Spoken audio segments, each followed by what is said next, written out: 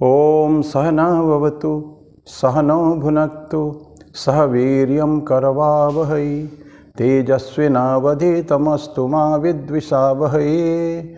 ओम शांति शांति शांति।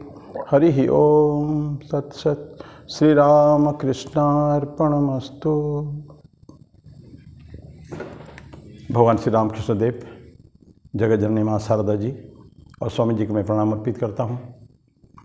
मेरे गुरुदेव पूजनीय स्वामी भूतेशानंद जी महाराज को मेरा प्रणाम और आप सभी को मेरा प्रणाम। आज इस छोटे वीडियो की सीरीज में एक बहुत बड़े दार्शनिक की बात हम ले लेंगे। बहुत पुरानी बात है ये, ग्रीक के है, ग्रीस के दार्शनिक, एथेंस के थे। हम जानते हैं कि ग्रीस ने हमको बहुत बड़े बड़े दार्शनिक दिए हैं। स्वामी जी कहते हैं कि एक समय में बहुत पुराने काल में 3 सभ्यताएं मुख्यतः थी। एक था रोमन सभ्यता, एक यूनानी सभ्यता जिसको ग्रीस की सभ्यता, उनके कल्चर अलग, संस्कृति अलग, और देन हिंदू। और स्वामी जी बोलते हैं कि अभी रोमन सभ्यता कहाँ है पता नहीं है, ग्रीस भी ऑलमोस्ट फिनिश्ड, लेकिन हिंदू सभ्यता आज भी बरकरार है। तो अब हम, लेकिन ग्रीस ने हमको बहुत कुछ दिया है। सभ्यता बहुत बड़े बड़े फिलोसोफर, सोक्रेटिस, प्लेटो, एरिस्टोटल, डायोजेनिस, डेमोस्थेनिस और ऐसे बहुत सारे ऐसे हैं। लेकिन आज हम बात करेंगे डेमोस्थेनिस की।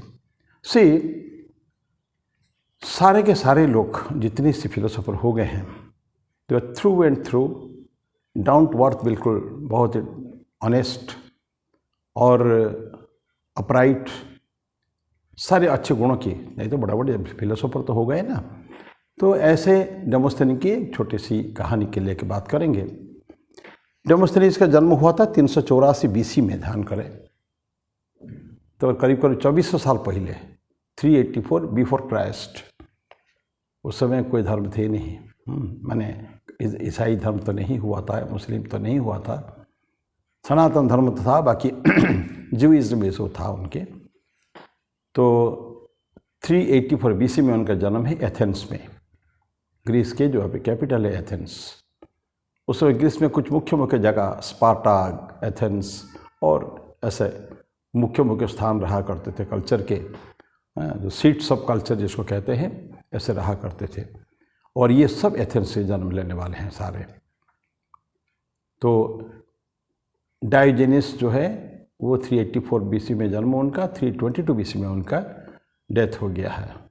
62 ईयर्स का जन्म था। बहुत बड़े दार्शनिक थे और इतना बड़े दार्शनिक, उनका कुछ पुस्तक भी है, लेकिन दरिद्रता थी उनको, क्योंकि चापलूसी करके पैसा लेना ये सब उनके था नहीं। सोक्रेटिस भी बहुत बड़े आदमी थे नहीं। सोक्रेटिस का स्टूडेंट हुए प्लेटो, प्लेटो के स्टूडेंट एरिस्टोटल हुए, जिनके शिष्य है अलेक्जेंडर, सिकंदर जो है वो अरिस्टोटल के शिष्य थे। तो ऐसे बड़े बड़े राजा महाराजा भी उनके शिष्य रहा करते थे। तो डेमोस्थेनिस अत्यंत पुअर, माने नॉर्मल कंडीशन में थे, बिल्कुल नॉर्मल भी नहीं, बड़ी कंडीशन उनका ठीक नहीं था। उनका घर द्वार, उनका रहन सहन, ये सब चीज़ अच्छा नहीं था, लेकिन बहुत बड़े स्कॉलर थे। तो कहानी ऐसा आती है, वहाँ की जो किंग जो रहते, शासक जो होते थे, उस समय में सारे शासकों के पास राजगुरु के पोस्ट रहा करता था। राजगुरु, राजपंडित बने जो है ना, सभा के पंडित जो है ऐसे होते थे, राजगुरु होते थे, बहुत स्कॉलर हुआ करते थे उस समय में। तो राजगुरु का पोस्ट वहाँ एक बार डेमोस्थेनिस घर में है, तो उनका एक व्यक्ति आया, उनके राजा के एक परिचारक, उनके अटेंडेंट वहाँ आया है। आके बोला कि सर, राजा साहब, हमारे सम्राट आपसे मिलना चाहते हैं और शीघ्र मेरे साथ आप आइए, और आपके लिए, मैं सुविधा के लिए, मैं एक रथ भी लेकर आया हूँ, उस रथ में सवार होकर आप जाएंगे। राजा बुला रहे हैं, इसीलिए उन्होंने रथ भेजा था। लेकिन डेमोस्थेनिस बोले राजा है कौन। देखिए वहाँ का होने के बाद भी ये उस समय को सरोकार नहीं रहता था राजा कौन है क्या है, उनका कोई मतलब ही नहीं था उस चीज़ से। जो राजा से डायरेक्ट कांटेक्ट रखते हैं कुछ पर्सनल स्वार्थ के कारण, उनकी बात अलग है। इन लोगों को तो कोई स्वार्थ था ही नहीं, ये दार्शनिक लोग जो होते थे उनका कोई स्वार्थ, पर्सनल स्वार्थ तो कुछ था ही नहीं। They are so independent, so freedom उनके लिए मुख्य था।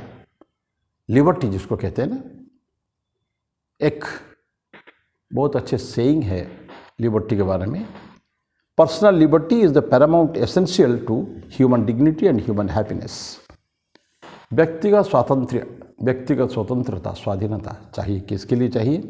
द पैरामाउंट, ये एसेंशियल, ये अत्यंत महत्वपूर्ण एक घटक है, आवश्यक तत्व है ये। किसके लिए? पर ह्यूमन डिग्निटी, जो मानव का जो अपना जो आत्मसम्मान होता है। एक व्यक्ति के में आई एम समबडी, अहंकार नहीं, लेकिन हर व्यक्ति के लिए एक आत्मसम्मान होता है। एक आत्मसम्मान को बलि नहीं दे सकता वो, उसका बेच नहीं सकता उसको। और एक आनंद भी, खुशी, क्योंकि कितना भी आपको पैसा मिले, कितना भी सुख स्वच्छंद वहाँ है नौकरी में, तो नौकरी नौकरी होती है, उसमें स्वतंत्रता उस हद तक नहीं है जो एक इंसान को चाहिए। और उसे भी कहा जाता है सर्विंग इज स्लेविंग। नौकरी जहाँ करते हैं ये एक दासत्व का है। कृतदास होते हैं ना, दास, वही प्रथा है। और जितना बड़ा पोस्ट है उतना ही फ्रीडम कम है। क्यों? छोटे मोटे लेवल में तो आपके डायरेक्ट जो बॉस होते हैं, टॉप बॉस, वहाँ तक आपका पहुँच नहीं है। लेकिन जो टॉप जो लेवल के जो एडमिनिस्ट्रेटर होते हैं राजा के ठीक नीचे, उनकी फ्रीडम बहुत, any time king can call them, कोई भी काम के लिए रेस्पॉन्सिबिलिटी बहुत हाई है उनकी, जवाबदारी है। ठीक है ना, पैसा ज़्यादा है तो उसी हिसाब से जवाबदारी भी है। तो डेमोस्थेनिस बोलते हैं राजा कौन है मैं जानता नहीं हूँ, और राजा क्यों चाहते हैं मैं उनको मिलूँ। ऐसा भी प्रश्न पूछा राजा कि क्या मतलब क्या हो, क्यों मेरे को बुला रहे हैं। तो वो अटेंडेंट जो आया था, परिचारक, वो बोलता है कि सर वो आपको अपने राज्य के राजगुरु का जो पद है ये ऑफर करना चाहते हैं, देना चाहते हैं आपको उस पोस्ट में, उसमें सम्मान से नवाजा जाएगा। क्योंकि जो राजगुरु थे अभी उनका की मृत्यु हो गई है, उसके कारण एक पद अविरिक्त हो चुका है और उस रिक्त पद में आपको रखना चाहते हैं। क्योंकि डेमोस्थेनिस बहुत माने हुए दार्शनिक तो थे, वास्ट नॉलेज, वास्ट एक्सपीरियंस, तो नहीं चला कौन नहीं चाहेगा कि ऐसे बड़ा महान व्यक्ति को हमारे राज्य के राजगुरु करके अपॉइंट किया जाए। तो वो बोलता है कि वो आपको वो पद को देना चाहते हैं, और सर आप सच में बहुत भाग्यवान हैं। कौन? वो जो परिचारक जो आया था, अटेंडेंट जो आया था उनको लेने के लिए, आप बहुत भाग्यवान हैं कि राजा के राजगुरु पद में आपको अभिषिक्त किया जा रहा है। लेकिन डेमोस्थेनिस बोलते भाई तो पोस्ट चाहिए नहीं मुझको, आवश्यकता है मुझको। तो ये सुनकर अटेंडेंट जो है बड़ा आश्चर्य हो गया, स्तंभित हो गया। पुनः रिक्वेस्ट किया, सर महाराज आपको बुलाए हैं और आपके लिए पोस्ट है, आप ही को देना चाहते हूँ। पर उन्होंने मना कर दिया स्ट्रिक्टली, मैं ये पोस्ट मुझे चाहिए नहीं। तो अटेंडेंट को और कुछ कहना नहीं था, उसने सम छोड़ के चला गया। जाकर राजा को सारे बातें बाकियाँ बता दिया कि ऐसा ऐसा वो लेना नहीं चाहते हैं। ठीक है, राजा ने किसी और को उस पोस्ट में रख लिया, और भी लोग स्कॉलर रहे होंगे जिनको उन्होंने रख लिया है। तो अभी जो नया राजगुरु जो था वो आया, वो पद लेने के बाद, राजगुरु बनने के बाद, ही केम टू सी डेमोस्थेनिस, उनके मिलने आए।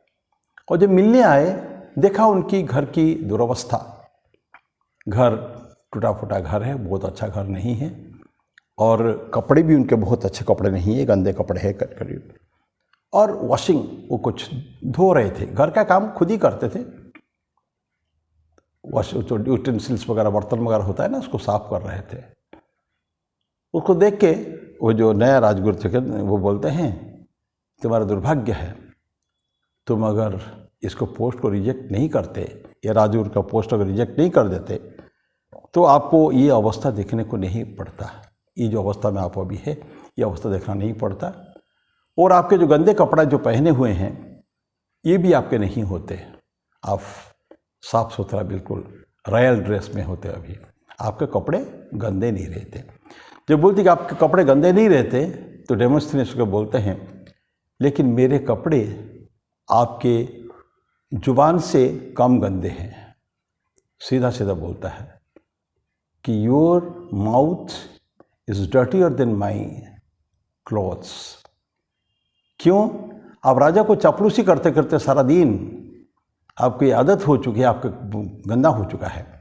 जिस जुबान से अच्छे शब्द, डिवाइन शब्द, नोबल शब्द जो निकलते नहीं हैं और किसके चापलूसी दिन भर करता रहता है वो गंदे शब्द होते हैं, झूठे होते हैं। झूठे शब्द होते हैं तो डर्टी वर्ड्स हो गए, वो गंदगी है, वो शब्दों में गंदगी है। ऐसा बोलता ही डेमोस्थिनियस को बोलता है। और ये बारंबार क्योंकि दिन भर आप चापलूसी करते हैं उसके कारण आपकी ये परिस्थिति है। तो ये सुन लेता है चल के और फिर चला जाता है, कहानी समाप्त हो जाती है। तो प्रश्न ये है कि राजा ने बुलाया था उनको राजगुरु पद देने के लिए और नहीं गए। पर्सनली पॉवर्टी तो है, रहेगा, लेकिन राजा के पास जाने के बाद आपको जो करना पड़ेगा, जो बारंबार उनके सब चापलूसी करना पड़ता है। उनके एक समय में ना राजा लोग ना रखा करते, चापलूसों को ही अपॉइंट देते थे।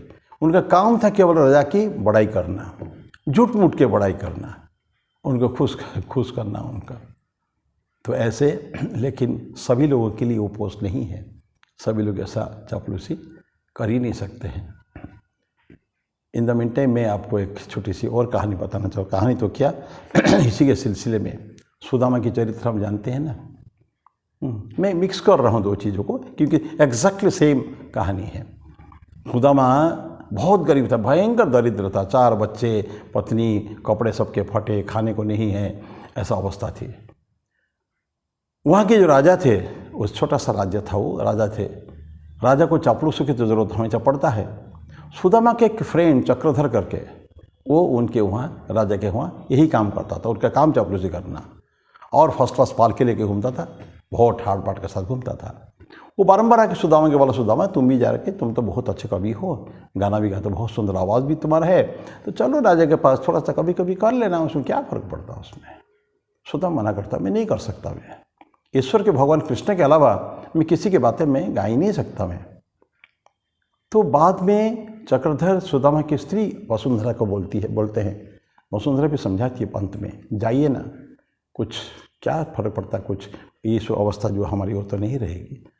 बहुत कहने पर जाते हैं सुदामा, लेकिन नहीं कर पाते हैं। भगवान कृष्ण के गाने एवं ये सो तथाकथित राजाओं की जो दुर्व्यवहार, दुराचार, इसकी ही कुछ बखान कर देते हैं उनके कविता में। भगवान कृष्ण की तो रहता ही है, पर इन लोगों क्या मैंने चापलूस करना तो उल्टी बात है, उसका जस्ट अपोजिट उनके सारे दुर्गति जितने हैं राजाओं की वो सब बता देते हैं। तो उसको भयंकर, उसको धक्का मार मार के उसको निकाल देते हैं, ऊपर से फेंक देते हैं। वो सीढ़ी, एक बहुत ऊंचा सीढ़ी है, उसमें लुढ़कते लुढ़कते सुदामा के नीचे खून खराब हो जाते हैं।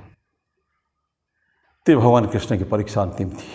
तो मैं इसीलिए बोला ये कि ऐसे युग से ज़माने से होते आया है, लेकिन कोई भी आउटराइटली जो ऑनेस्ट व्यक्ति है वो कभी भी अपना फ्रीडम को कभी भी बेचेगा नहीं, गिरवी नहीं रखेगा कभी भी।